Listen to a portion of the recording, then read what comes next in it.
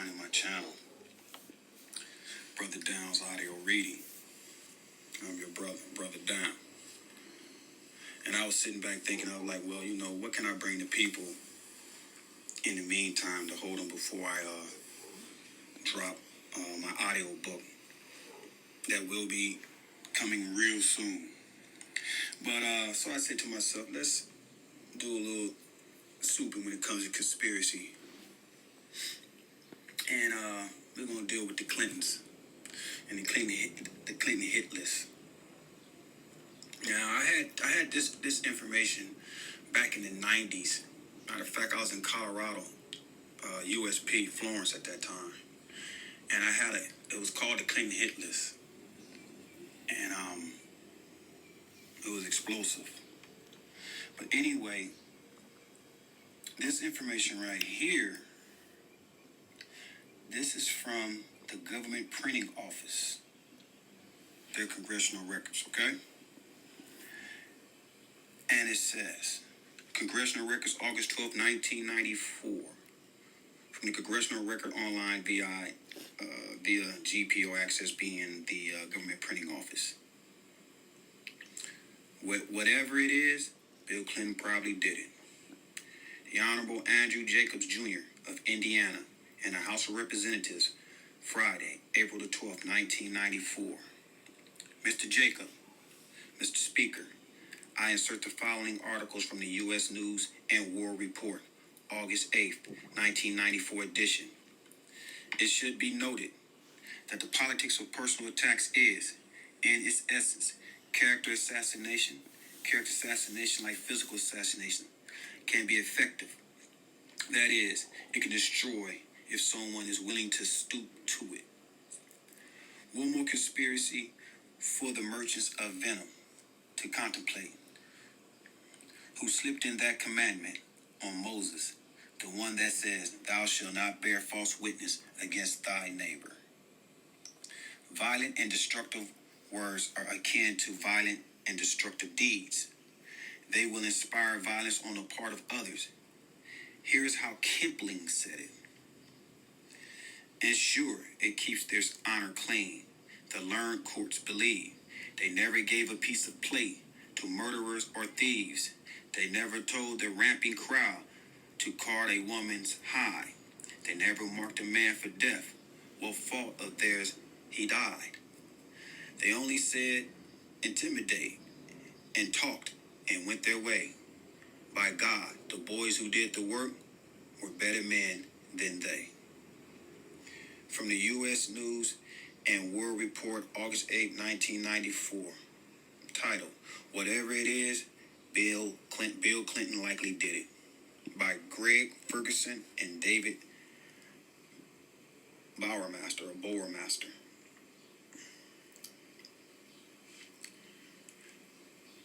Sitting in a cozy parlor and wearing a red cardigan, Larry Nichols looked into the camera like an earnest Mr. Rogers and tells of countless people who mysteriously died after having run-ins with Bill Clinton. Nichols, an Arkansas state employee fired in 1988 for making hundreds of calls to the Nicaraguan Contras from his office, says, it's all part of the Clintons' evil society. So goes. Bill Clinton's Circle of Power, a video made earlier this year by Citizens for Honest Government, a California-based conservative group headed by television producer Pat Mastroianni. The video is filled with dark suggestions that as president and governor, Clinton was connected to the murders and beatings of several people, including political opponents. The Reverend Jerry Falwell promoted the video during a month of TV infomercials, and it has sold more than 100,000 copies, according to its makers. They hope its sequel, The Clinton's Chronicles, which repeats the charges at greater length, might outsell the first, even without Falwell's help. Beyond last week's congressional Whitewater hearing and the ferment over Paula Corbin Jones' sexual harassment lawsuit, attacks against Clinton's have taken decidedly sinister turns. Televangelists, conservative talk show hosts, political opponents, and some computer bulletin board aficionados are suggesting that Clinton could be tied to dozens of deaths, from a pneumonia case in Delaware to 3 of the 4 federal agents killed in the raid on the Branch Davidian compound in Waco, Texas. Weird era. Even at a time of great national anxiety and confusion, the intense, fecund, and often bizarre charges leveled against Clinton's are startling. He has unusually high negative ratings in many polls, but even that fails to explain fully the extreme nature of the charges leveled at him. These attacks have reached a level of inventive and viciousness that is unparalleled, complained White House counsel Lloyd Cutler.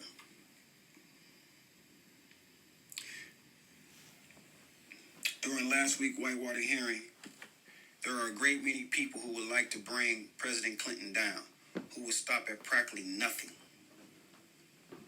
No episode seems beyond Clinton's reach in the world of conspiracy buffs. A Wall Street Journal editorial in March chastised the respectable press for showing little to no appetite for publishing anything about sex and violence and Whitewater-related matters. It proceeded to report that while working on a story for the New Republic about incestuous relationships between business leaders and politicos in Arkansas, writer L.J. Davis opened the door to his Little Rock hotel room and remembered next awakening face down on the floor with a hefty bump on his head and significant pages of his notes missing. The implication was that some sinister element had tired to quash Davis' peace. But Davis soon admitted drinking at least 4 martinis that night. No pages was missing from his notebook, and he had no idea how he ended up on the floor. I certainly wasn't about to conclude that somebody cracked me on the head, Davis said at the time. Even the most serious charges are characterized by serious deficiencies in corroborating evidence. In a letter to congressional leaders, former Rep. William Danny Meyer listed 24 people with some connection to Clinton who have died under other natural circumstances and calls for hearings on the matter. On Danny Meyer's list is James Wilhite, a friend of White House advisor Thomas McLarty, who suffered fatal head injuries in December 1992 when he skied into a tree in Colorado. Clinton was nowhere near the scene. Danny Meyer also mentioned Paul Tully, a chain-smoking, overweight Democratic strategist who, according to Little Rock Police spokesman Lieutenant Charles Holliday and the Pulaski County Coroner's report, died of a heart attack in 1992. Next is John Walker, an administrator in the Resolution Trust Corporation, office probing Madison Guaranty. Walker died last year when he jumped from a Northern Virginia apartment building. Tom Bell, a detective with the Arlington, Virginia police, says Walker was a particularly clear case of suicide because there was a witness. Others on the Danny Meyer list are more curious but completely lack evidence implicating Clinton. In March, a plane piloted by 72-year-old Herschel Friday, head of a prestigious Little Rock law firm, crashed on approach to a private runway near Friday's home. Friday served on Clinton's presidential campaign finance committee, and his widow Beth says the Clintons were good friends. However, rumors about a link between Whitewater and Friday's death began circulating soon after the crash. The National Transportation Safety Board has not issued its final report on the crash, but so far investigators have given the family no indication the plane had mechanical problems. Ms. Friday is confident her husband's death was purely an accident. Danny Meyer admits that Clinton may have had no involvement in Friday's death and some of the others, but he insists that the number goes beyond coincidence. He says he merely wants them investigated. The Clinton body count. Danny Meyer's list of suspicious deaths is taken largely from one compiled by Linda Thompson.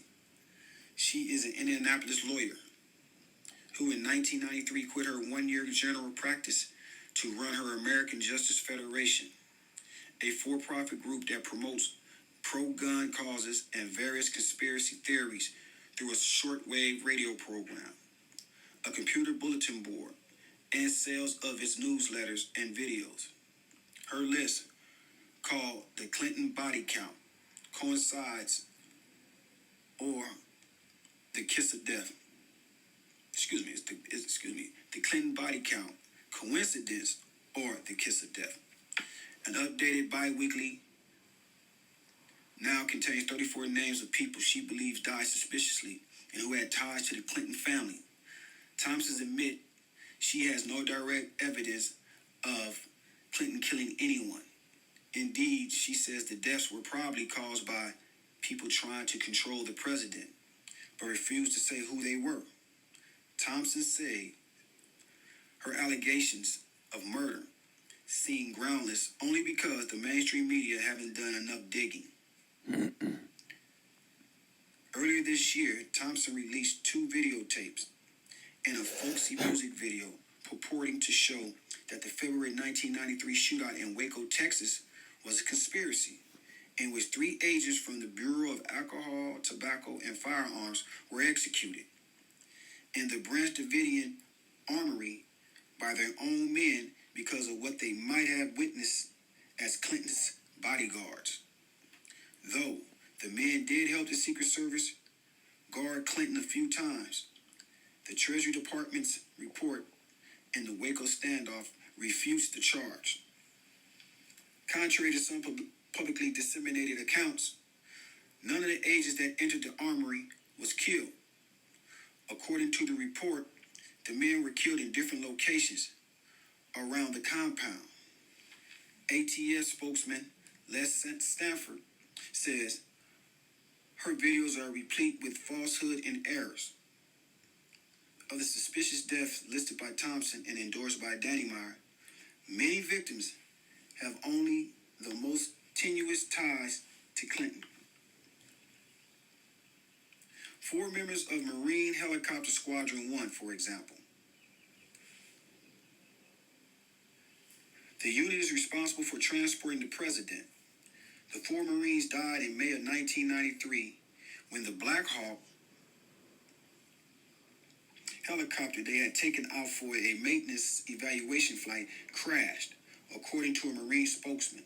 Chief Warrant Officer Robert Jenks, faulty installation of a spinal pin allowed the helicopter's engine to produce too much power until an overspeed protection device shut them down. There was no evidence of sabotage. Clinton had set foot in the aircraft and on only one occasion, 2 months before, when he traveled from the White House to the USS Theodore Roosevelt. Thompson concedes, I don't know what Clinton's motives was, but she speculates they could have been privy to information about Clinton's plans for Bosnia. Foster's death. The starting place for all Clinton murders theorists seems to be Vincent Foster, the deputy White House counsel, whose death last year unleashed a torrent of speculation. Jerry Falwell, Pat Robertson, Rush Limbaugh, and others have suggested that Foster was probably murdered. On the anniversary of Foster's death, July the 20th, Foster's family made a public appeal to end the speculation. The death has been ruled a suicide in 2 separate investigations. Foster's family says they fully accept that verdict. That hasn't stopped Clinton's attackers, however. Many have dismissed the report by Whitewater investigator Robert Fisk, Jr., a former U.S. attorney for New York under President Ford and Carter, and highly respected private attorney, calling Foster's death a suicide, and rejecting more macabre theories about Foster.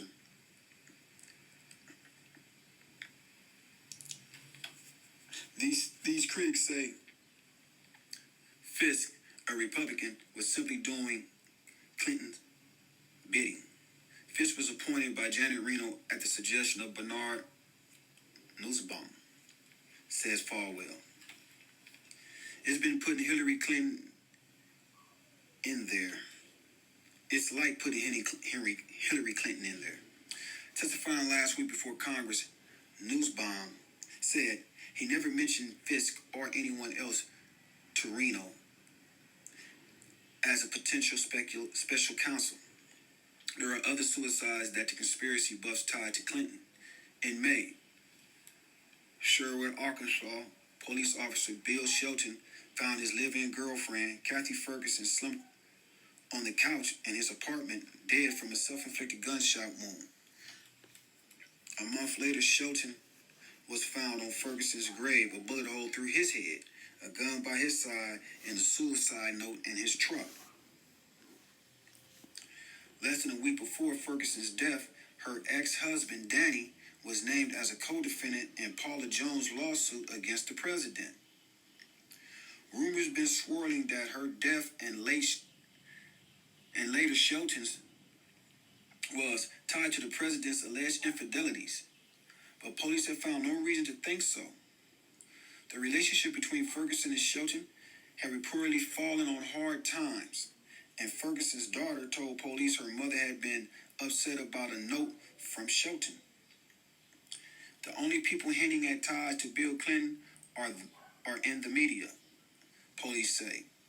It's like they want me to say something about a connection, says Sherwood Police Department spokesman Ray Snyder. It was suicide, period. Luther Jerry Parks' death last September is almost as disputed as Foster's. Indeed, Parks' case is the only murder on Danny Meyer's list that law enforcement authorities do not consider to solve. Parks' security company guarded Clinton's campaign headquarters in 1992. His son, Gary, asserts, and both fathers collected a secret file of the president's alleged indiscretions. Shortly before, the elder Parker was shot to death while driving his car, Gary said. The file was stolen. Lieutenant Holliday says there is no evidence of such a file, nor any evidence that Clinton had anything to do with the Parks' death. Gary, he says, is grasping at straws. We have found his allegation to be baseless. Jerry Parks reportedly had many enemies after he was fired from 2 Arkansas police departments, and after a bitter falling out with the business partner. Still, Larry Nichols says he is helping Gary Parks bring wrongful death suits against someone close to the Clintons who doesn't have presidential immunity. One recent death is that of Stanley Huggins, who died in June. In 1987, Huggins examined the loan practices of the thrift Madison Guaranty at the center of the Whitewater storm. His 400-page report has never been made public, but Dr. Richard Collery, Delaware's top medical examiner, says Huggins died of viral myocarditis and bronchial pneumonia. Lieutenant Joel Ivory of the University of Delaware police say his exhaustive investigation of Huggins' death turned up no sign at all of foul play. The flood of accusation shows no sign of abating, and to all conspiracy buffs, official sources are suspect. Falwell asked how the Arkansas police could investigate the deaths. The police in Arkansas brought Clinton's girlfriend to him. He also says that guilty or innocent, Clinton encourages suspicion. He's trying to get the courts to postpone his sex harassment suit. If he gets by with that, O.J. Simpson should run for president. I'm not done yet. I got this information on Wikipedia, and I typed in Clinton body count conspiracy theory.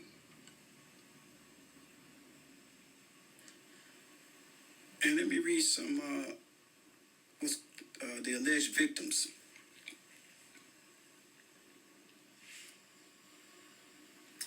Don Henry and Kevin Ives.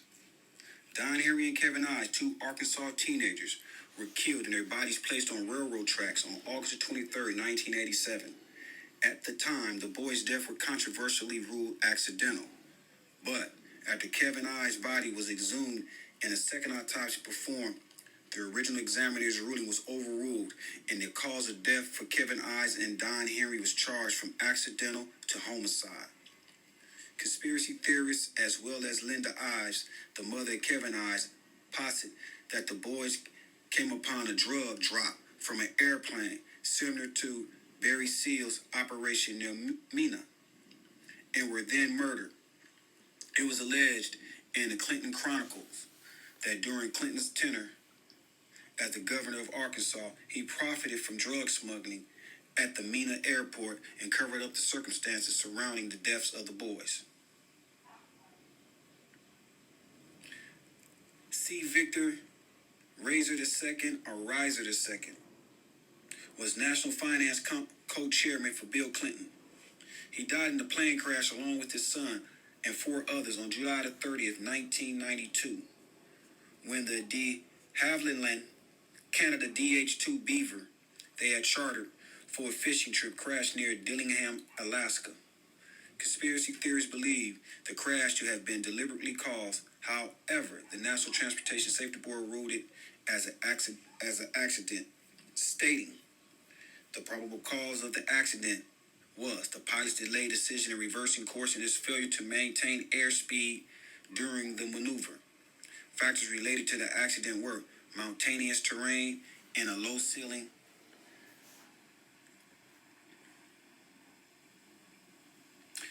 Ian Spiro is a commodities broker who shot his family dead in their home and then was found in his car having committed suicide by cyanide poisoning. The case was officially declared a murder-suicide case at the hands of Spiro due to financial troubles. When he was revealed to be an American and British intelligence liaison, numerous conspiracy theories came about surrounding the family's death, including involving the Clintons. Mary Mahoney. Mary Mahoney was a former White House intern who, in the early summer of 1997, was gunned down during an attempted robbery inside the Starbucks in the Georgetown suburb of Washington, D.C., where Mahoney was working behind the counter. The robber entered the store and shot Mahoney after she attempted to take his gun. He then shot two Starbucks employees and fled. However, conspiracy theorists believe Mahoney was killed on the orders of the Clintons. Jerry Parks, head of security for the Clinton headquarters during his presidential campaign in 1992, was killed on September 26, 1993, as he left a Mexican restaurant at the edge of Little Rock, Arkansas, by a man in another car that shot him 10 times using a 9mm handgun. Parks' son, Gary, asserts that his father collected a secret file of Clinton peccadillos and that his father was using the file to try to blackmail the Clinton campaign. Edward Eugene Wiley, Jr., was a Clinton fundraiser whose wife, Kathleen Wiley, alleged on the CBS News magazine 60 Minutes that Bill Clinton had sexually assaulted her on November 29, 1993. Kathleen also testified on the Paula Jones sexual harassment suit against Clinton. Edward was found dead in a Virginia woods and his death was ruled a suicide. Ron Brown, who served as the Secretary of Commerce during the first term of President Bill Clinton. Prior to this, he was the chairman of the Democratic National Committee. Brown had been under investigation by an independent counsel for the Commerce Department Trade Mission controversy and was a material witness who had been noticed to testify in Judicial Watch lawsuit against the Clinton Commerce Department.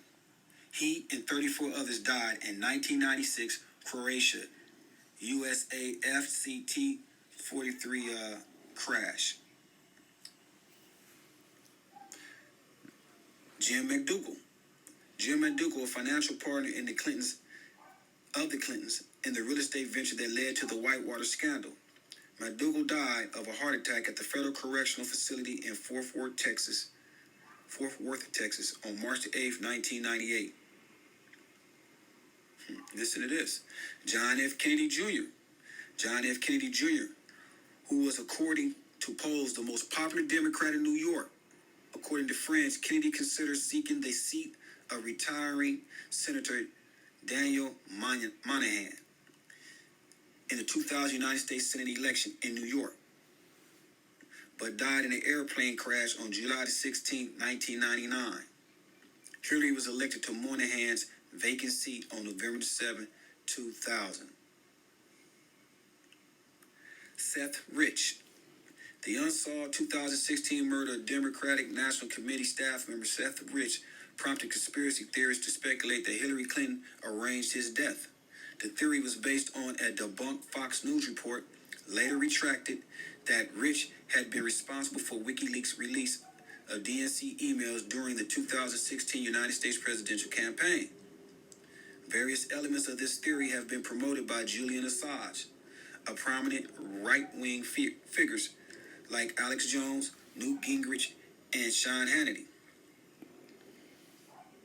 Victor Thorne, an anti-government conspiracy theorist and author of 3 books, accusing the Clintons of involvement in murder and drug trafficking, died in 2016 from a self-inflicted gunshot. Proponents of the conspiracy theory included political consultant Roger Stone, claimed that Thorne had been murdered for his attacks on the Clintons. Both Thorne's family and the American Free Press, a right-wing newspaper that Thorne worked for, reported that Thorne had killed himself.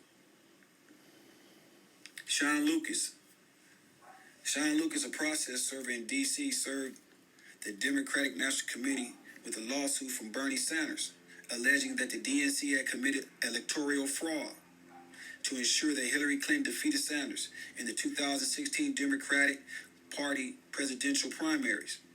On August 2, 2016, Lucas was found dead at his home, which investigators stated was caused by the combined adverse effect of fentanyl and cyclobenzaprine and mitragynine.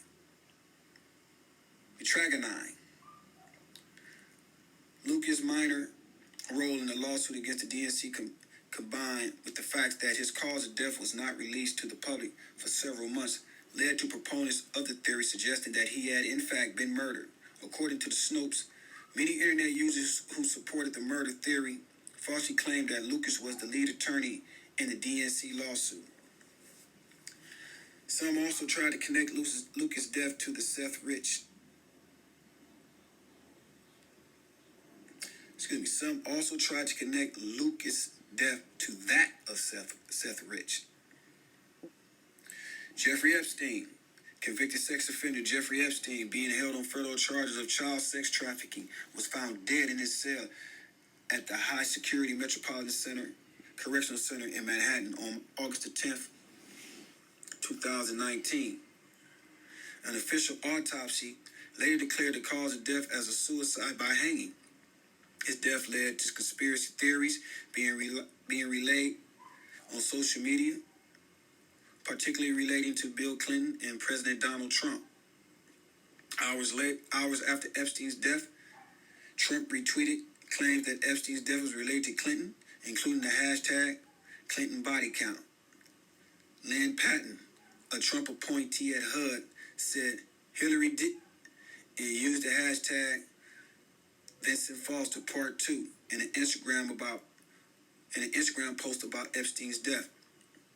Political commentator Dinesh D'Souza attempted to use the time he spent in the Federal Corrections Center to lend authority to the conspiracy theory that the Clintons were responsible for Epstein's death. Christopher Sine, reporter Christopher Sine, broke the news of a meeting on June the 27th, 2016 on the Phoenix Sky Harbor tarmac between former President Bill Clinton and then Attorney General Loretta Lynn. The timing of the meeting happened during the 2016 presidential election, when then candidate Hillary Clinton was under scrutiny for how she handled certain emails during her tenure as U.S. Secretary of State. Sine was found dead in his Alabama home on June 12, 2021, and his death was investigated as a suicide. Several right-wing figures, including Lauren Boebert, Dan Bongino, and Charlie Kirk, as well as the pro-Trump cable news channel One America News Network, suggested that Sine had been murdered by the Clintons. Now listen to this. Kobe Bryant. Los Angeles Laker basketball star Kobe Bryant was killed in a helicopter crash alongside 8 others on January 26, 2020. Members of the QAnon movement claimed that the crash had been engineered to kill Bryant in order to prevent him from exposing financial misconduct by the Clintons. This claim was based on Facebook posts in which Bryant allegedly threatened the release of information that would lead to the arrest of Hillary Clinton. PolitiFact reported that no such post existed and that the claim was a hoax. According to the National Transportation Safety Board, the crash that killed Bryant was caused when the helicopter pilot flew into a low cloud and lost control. Jovenel Moïse, Haitian President Jovenel Moïse, was assassinated on July 7, 2021, when gunmen attacked his residence in Pélerine 5, a district of Pétionville. Martine Moïse, the First Lady of Haiti, was hospitalized for wounds sustained during the attack. Some right-wing conspiracy theorists have claimed that the Clintons were involved in Moïse's death, pointing to political controversies regarding aid given to Haiti by the Clinton Foundation, such as hurricane-proof classroom trailers that were found to be structurally unsafe and laced with formaldehyde. There we go. Followers of the QAnon conspiracy theory who claim that Donald Trump is secretly waging war against a cabal of child traffickers that include the Clintons heavily discussed the idea that they had a hand in the assassination discussion of the unfounded claims caused the term Clintons to become a top trender on Twitter. Jean-Luc Brunel, suspected of being involved in a global underage sex trafficking ring organized by Epstein, died by suicide in prison before going on trial on February 19, 2022. Senator Ted Cruz attempted to link Brunel's death to the Clintons by asking, anyone knows where Hillary was this weekend?